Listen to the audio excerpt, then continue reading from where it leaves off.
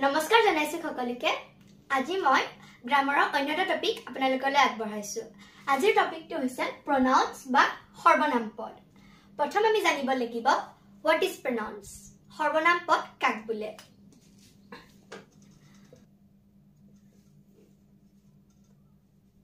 Pronouns are words that replace nouns.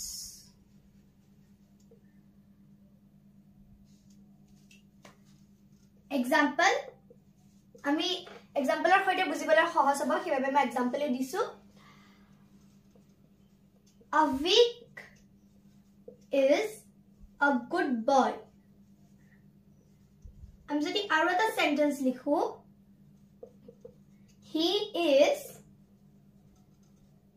reading a book. Yata avik noun hoy aru he pronoun. Here avikok replace korise.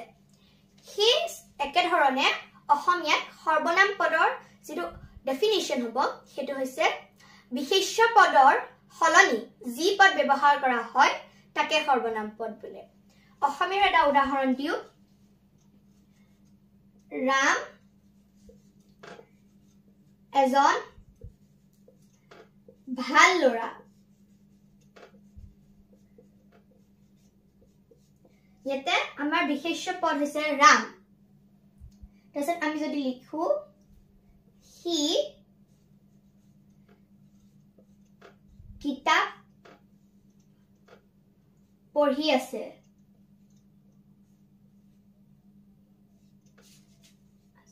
তেতে ইয়াতে আমাৰ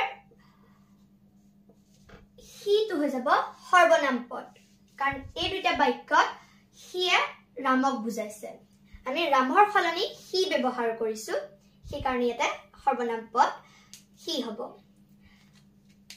আশা কৰিছো সকলোৱে বুজি পালে আজিলৈ ইমানখিনিয়ে ধন্যবাদ